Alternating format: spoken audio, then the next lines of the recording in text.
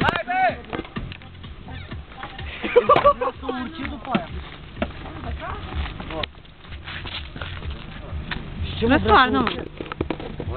Se dă peste cap, mă. Răstoarnă. Bă, nu sună pe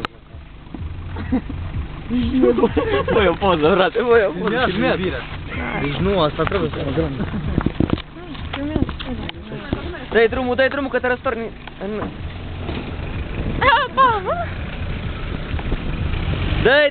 Dă-i tare!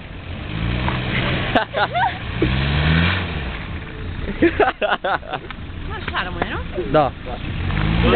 Nu normal, mă.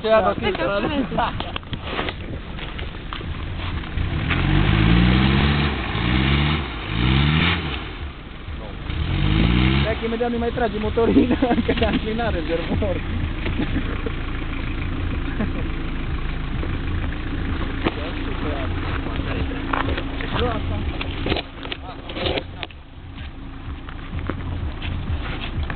Bă, adu-și mie geaca.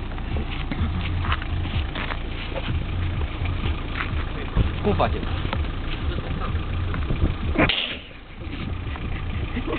Te-a pus dracu să te bage, ce să...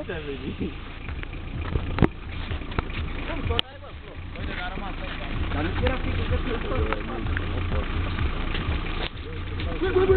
aici trebuie.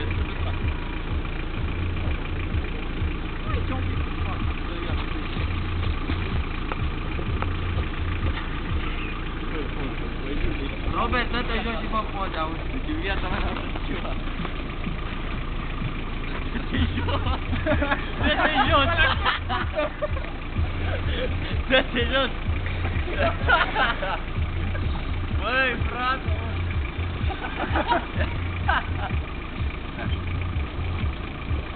Deci asta e de...